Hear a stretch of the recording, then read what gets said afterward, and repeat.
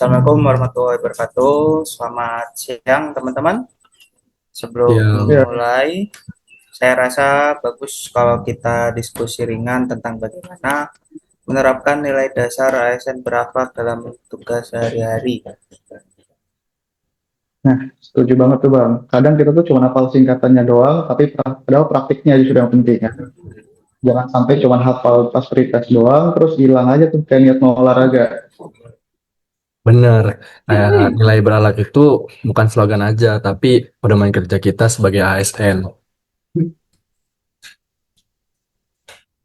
Nah, kalau menurut saya, nilai pertama kan itu berorientasi pelayanan ya. Berarti kita harus mengutamakan masyarakat, misalnya saat melayani pengunjung atau pemohon layanan. Kita harus ramah, cepat, dan jelas. Nah, betul banget tuh. Jangan sampai masyarakat udah datang bingung, terus karena petugasnya cuek atau ngasih informasinya cuma setengah-setengah. Kadang hal yang sederhana seperti menyapa dan memberi arahan yang baik, itu aja sudah membuat pelayanan terasa profesional. Benar banget. Terus juga nilai berikutnya itu ada akuntabel. Intinya setiap pekerjaan tuh harus dapat dipertanggungjawabkan. Contohnya, kalau kita mencatat data kunjungan, membuat laporan, atau menjalankan pemeriksaan, semuanya pun harus sesuai prosedur dan harus jujur dong tentunya. Setuju, ASN harus bekerja benar meskipun tidak diawasi.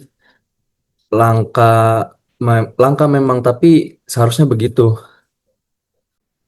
Kalau kompeten, menurut saya ASN harus terus belajar dan meningkatkan kemampuan. Benar sekali. Misalnya, memahami SOP, teknologi kerja, aturan terbaru, dan meningkatkan keterampilan komunikasi. Nah, menurut tuh, karena kalau kemampuan gak berkembang, nanti bisa ketinggalan. Dunia kan bergerak maju, masa pegawai jalan di tempat. Nah, ya betul. Kita lanjut nih ke nilai harmonis ya. Nilai harmonis itu juga penting sebenarnya. Di tempat kerja kita juga harus saling menghargai dan menjaga hubungan baik. Benar, walaupun beda pendapat, tetap harus profesional dan saling menghormati. Lingkungan kerja yang harmonis tersebut pastinya bikin pekerjaan lebih ringan. Konflik kecil yang dipelihara cuman bikin capek semua orang ya kan. Benar banget sih. Terus selanjutnya itu ada loyal, yang artinya tuh setia kepada negara, instansi, dan juga tugas. Kita juga harus menjaga nama baik instansi dan melaksanakan tugas dengan penuh tanggung jawab. Jangan loyal hanya saat ada atasan lewat. Itu namanya pertunjukan ya, bukan nilai. Kemudian ada nilai adaptif, berarti siap menghadapi perubahan. Contohnya apa Bang Pikri? Nah, saya ada contoh. Nah, benar-benar. Saya ada contoh juga nih. Contohnya waktu itu ada sistem baru, aturan baru, atau perubahan situasi kerja. Nah, kita tuh harus cepat menyesuaikan juga.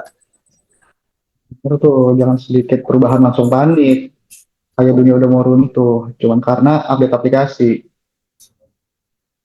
Nah, selanjutnya kalau kolaboratif. Nah, menurut saya itu ya mampu bekerja sama. Menurut Benar Bang sih. Arfi, Ya, benar sih. Contohnya di instansi pemerintah, pekerjaan tuh nggak bisa selesai sendiri. Harus saling bantu antar pegawai dan antar bagian.